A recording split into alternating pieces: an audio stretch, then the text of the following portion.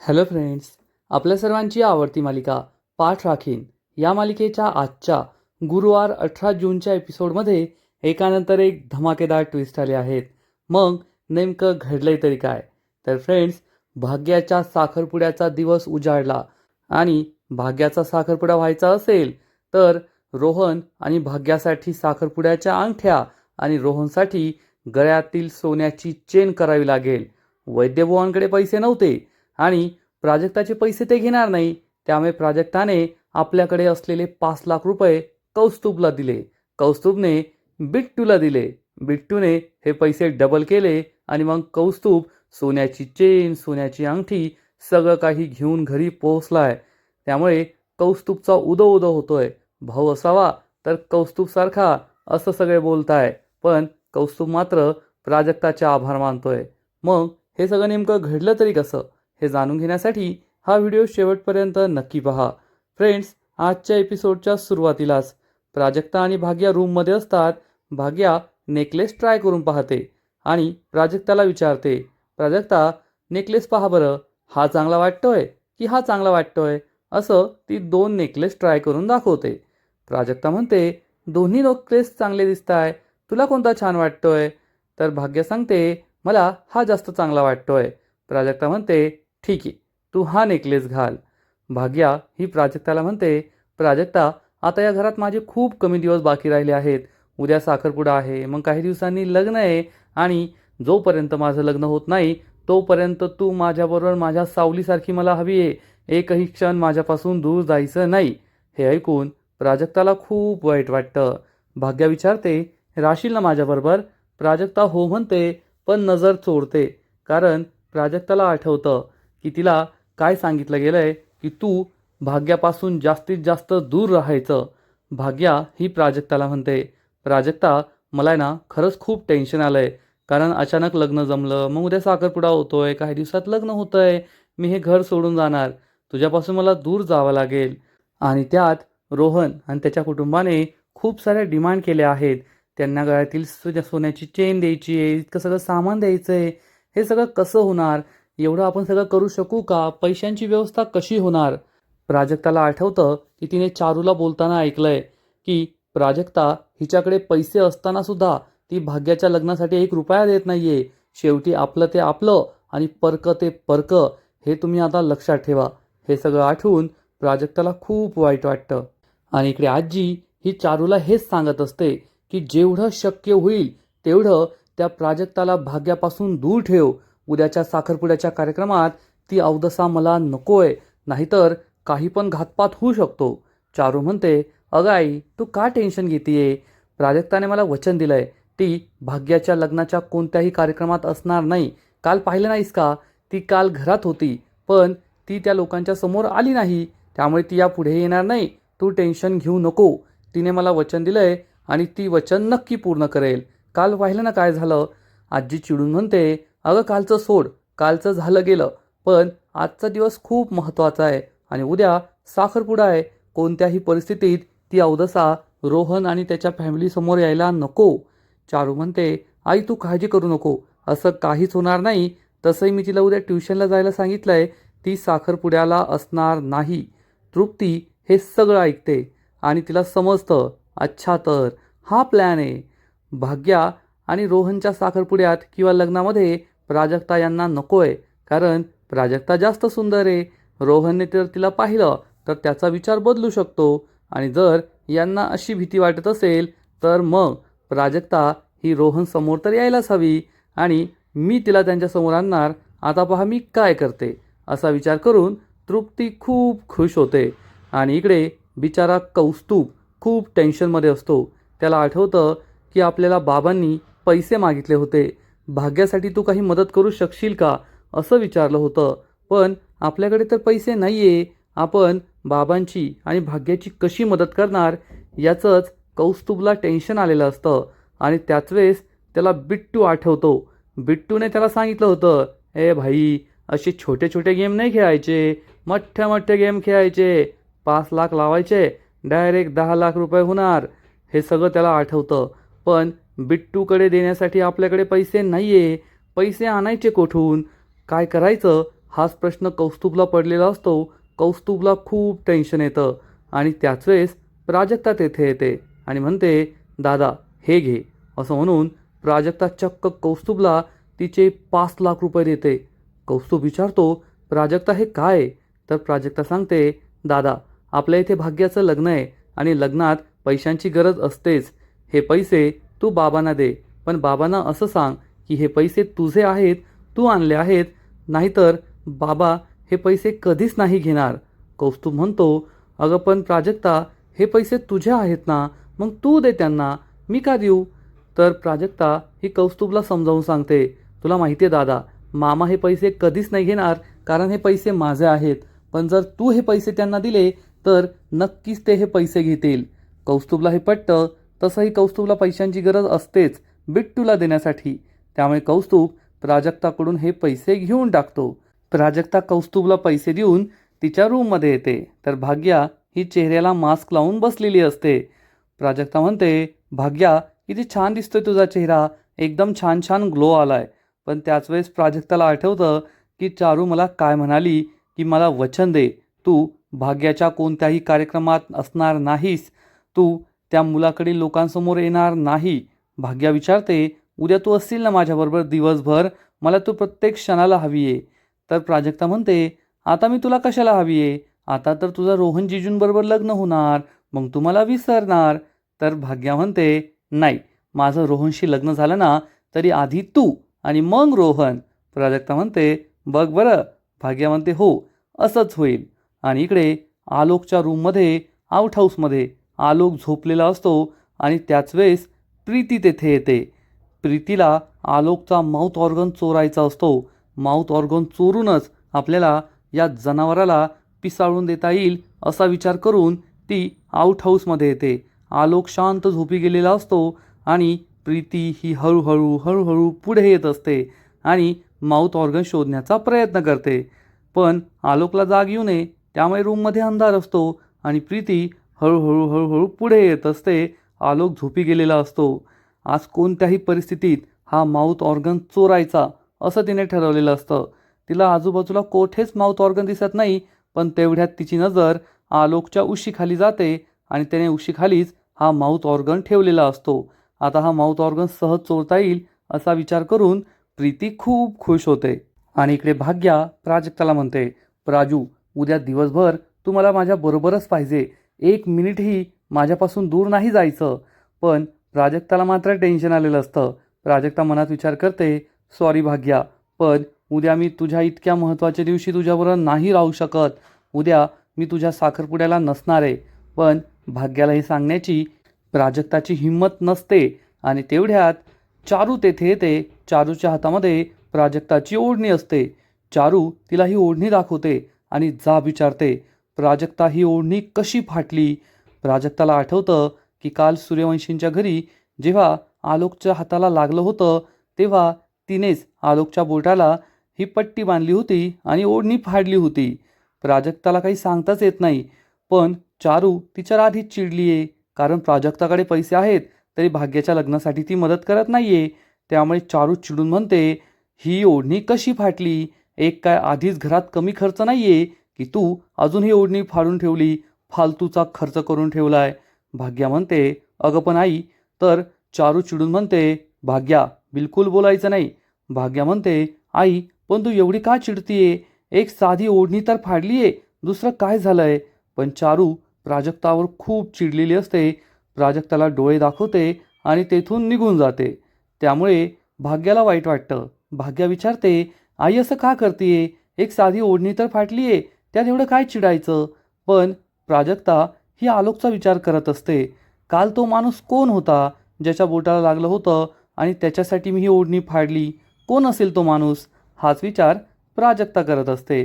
आणि इकडे प्रीती तिच्या मिशनवर असते. Mission mouth organ चुराव.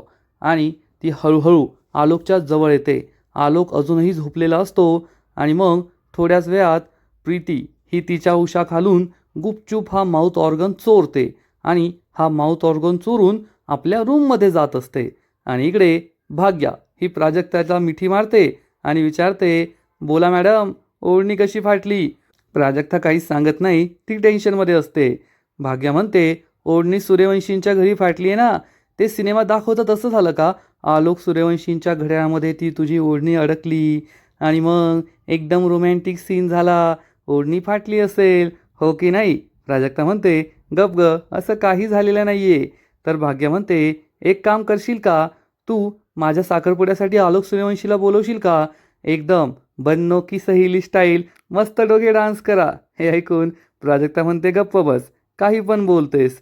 पण प्राजक्ताला ही ओढणी पाहून पाहून पुन्हा पुन्हा आलोकचीच आठवण येत असते. आलोक कोण असेल हाच प्रश्न तिला पडतो.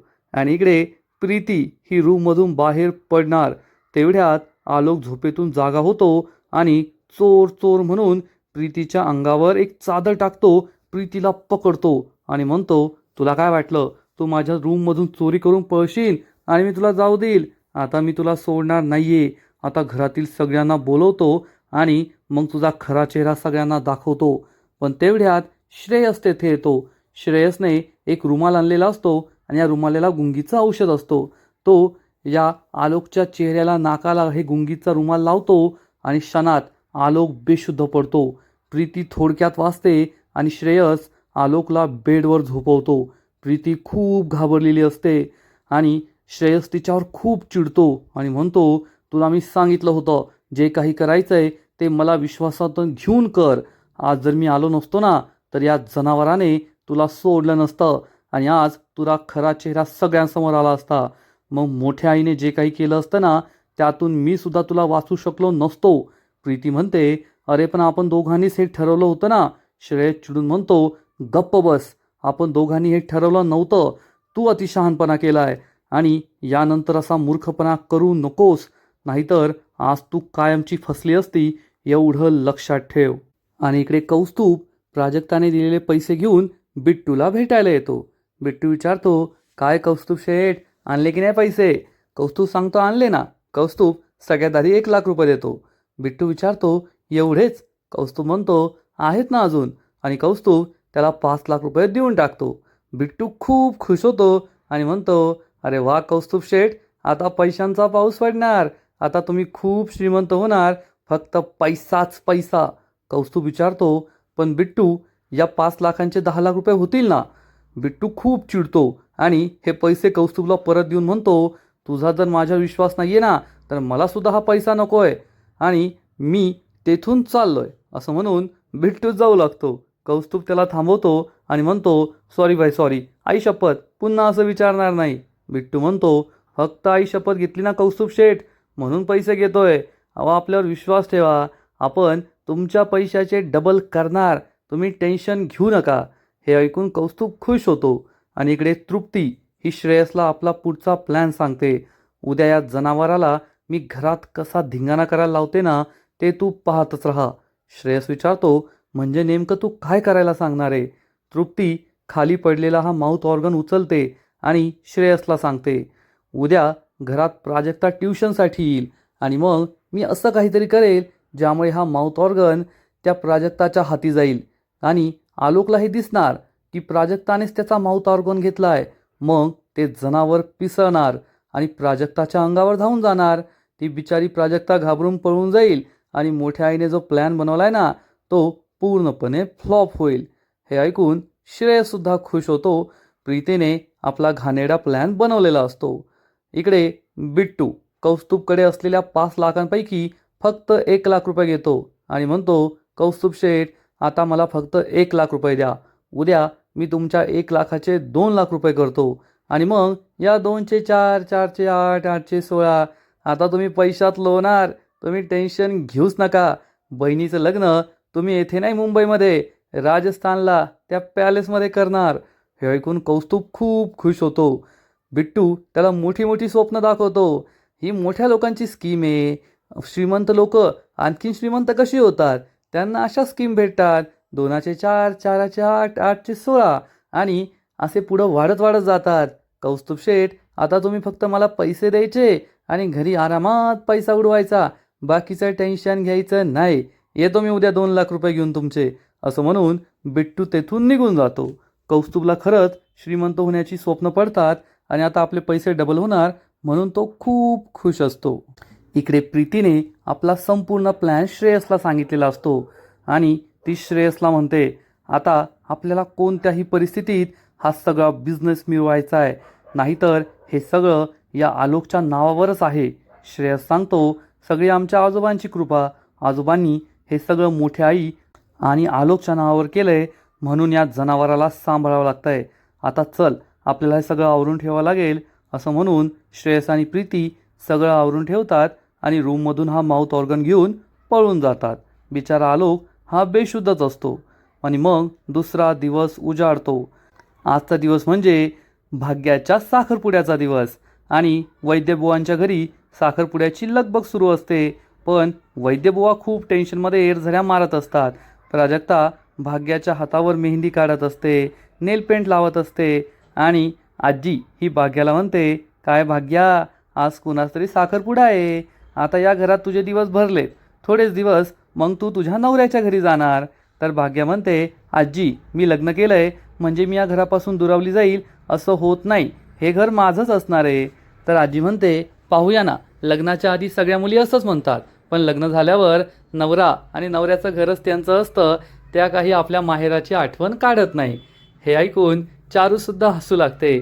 पण वैद्यबुवांना मात्र कसलंच हसू येत नाही. वैद्यबुवांना खूप टेन्शन आलेलं असतं. साखरपुड्याचा दिवस तर उगवला, पण आपल्याला अजून मुलगा आणि भाग्यासाठी, रोहन आणि भाग्यासाठी साखरपुड्याच्या अंगठ्या करायच्या आहेत. त्या रोहनसाठी आपल्याला गळ्यातील चेन करायची आहे आणि आपल्याकडे तर पैसे नाही आहेत.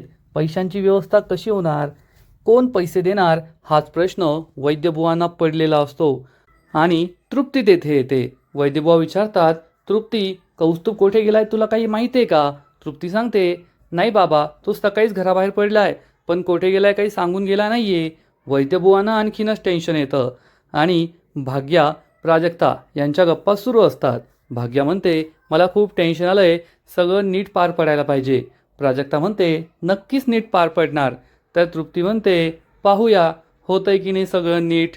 आजी चिडून म्हणते, बोललीस का? तर तृप्ती म्हणते, आता आजी मी चांगलंच बोलले ना की सगळं नीट पार पडायला पाहिजे. चारू म्हणते, तृप्ती तू काय बोलतेस आणि कसं बोलतेस हे आम्हाला चांगलंच ठाऊक आहे. पण वैद्यबुवांना खूप टेन्शन आलेलं असतं की आता पैशांची व्यवस्था कशी होणार. आजी प्राजक्ताला विचारते, प्राजक्ता आज तुला ट्युशन घ्यायला जायचं आहे ना? अगं सुट्टी घेऊ नको बरं का, नवीन नवीन नोकरी आहे तुझी, सुट्टी कशी घेणार? प्राजक्ता म्हणते, हो आजी, जायचं आहे ट्युशन घ्यायला. भाग्या म्हणते, ए नाही या प्राजक्ता, तू कोठे जायचं नाही आहे, आज माझा साखरपुडा आहे आणि तू मला माझ्याबरोबर हवी आहे. प्राजक्ता म्हणते, भाग्या मी थोडा वेळ जाऊन येईल, मुलांच्या परीक्षा आहेत ना, मग मला सुट्टी नाही घेता येणार. भाग्याला वाईट वाटतं. हा चारूचा प्लॅन असतो आणि तेवढ्यात कौस्तुभ घरी परत येतो आणि बाबांना घट्ट मिठी मारतो आणि म्हणतो, बाबा सगळी व्यवस्था झाली आहे. हे ऐकून खरंच वैद्यबुवांना खूप आनंद होतो आणि मग कौस्तुभ भाग्याजवळ येतो आणि भाग्याला साखरपुड्याच्या अंगठ्या दाखवतो. त्यानंतर रोहनसाठी आणलेली गळ्यातील सोन्याची चेन दाखवतो आणि म्हणतो, भाग्या तुझा हा भाऊ तुझं लग्न एकदम ग्रँड करणार, आता कसलीच काळजी राहिलेली नाहीये. हे पाहून वैद्यबुवा, चारू, प्राजक्ता, आजी या सगळ्यांना खूप आनंद होतो. तर तृप्तीला मोठा धक्काच बसतो की माझ्या नवऱ्याने त्याच्या बहिणीसाठी एवढं काही आणलंय आणि माझ्यासाठी तर कधी 1 रुपयाचं काही आणत नाही. चारू ही सोन्याची चेन पाहते, तिला खूप आवडते. घरातील सगळेजण कौतुक करतात कौस्तुभचं, पण कौस्तुभला माहीत असतं हे सगळं प्राजक्ताने दिलेल्या पैशांमुळे झालंय. तो तिला इशारा करून थँक्यू म्हणतो. त्यामुळे प्राजक्तासुद्धा खूप खुश होते आणि म्हणते, शेवटी माझे पैसे भाग्याच्या लग्नासाठी कामी आलेच आणि हाच त्यांचा सगळ्यात चांगला उपयोग होता. त्यामुळे प्राजक्ता खूप खुश होते. घरातील सगळेच खुश असतात आणि आजचा एपिसोड येथेच संपतो. फ्रेंड्स, पाठ राखीन या मालिकेचा आजचा एपिसोड खरंच खूप भारी होता, इंटरेस्टिंग होता. आजच्या एपिसोडमध्ये भाग्याच्या साखरपुड्यातील सगळ्या अडचणी तर दूर झाल्यात, पण भाग्याच्या कुटुंबाला हे माहीत नाही आहे, ही तर सुरुवात आहे, पुढे खूप काही घडणार आहे. आजचा एपिसोड तर भारी होता, पण पुढील एपिसोड आणखीन भारी असणार आहे. आणखीन मोठा ट्विस्ट या मालिकेत येणार आहे. मग नेमकं घडणार तरी काय? तर पाठ राखीन या मालिकेच्या पुढील एपिसोडमध्ये आपण पाहू, प्रीतीच्या प्लॅननुसार हा माउथ ऑर्गन प्रीतीची मुलं समर आणि समायराकडे असेल आणि हे दोघं वाजवत असतील. आलोक हा आवाज ऐकणार आणि हा आवाज ऐकून तो बाहेर येईल. पण तोपर्यंत प्राजक्ताने हा माउथ ऑर्गन स्वतःकडे घेतलेला असेल. आलोक पाहिल की हा माउथ ऑर्गन तर चक्क या मुलीच्या हातात आहे आणि त्याला असं वाटणार रात्री त्याने ज्या चोराला पकडलं होतं ती चोर मुलगी म्हणजे प्राजक्ताच आहे. आणि तो रागारागाने पुढे येईल, ए चोर. आणि प्राजक्ता खूप घाबरणार की हा असं काय करतोय. आलोकच्या डोक्यावर राक्षस असेल आणि आलोक चक्क एक मोठी कुंडी घेणार, प्राजक्ताच्या अंगावर धावून जाईल आणि प्राजक्ताच्या डोक्यात ही कुंडी तो टाकणार, तिचा कपाळ मोक्षच करणार. त्यामुळे प्रीतीसुद्धा खूप घाबरेल. मग आता आलोकने काय केलंय, खरंच प्राजक्ताच्या डोक्यात ही कुंडी घातली आहे का, हे जाणून घेण्यासाठी व्हिडिओला लाईक करा, शेअर करा, चॅनलला सबस्क्राईब करून बेल आयकॉनवर क्लिक करा. म्हणजेच पाठ राखीन मालिकेचे असेच नवीन नवीन एपिसोड तुम्हाला सगळ्यात आधी पाहायला मिळतील. नवीन अपडेट्स आणि नवीन नवीन नोटिफिकेशन सगळ्यात आधी तुम्हालाच मिळतील. खूप खूप खूप धन्यवाद.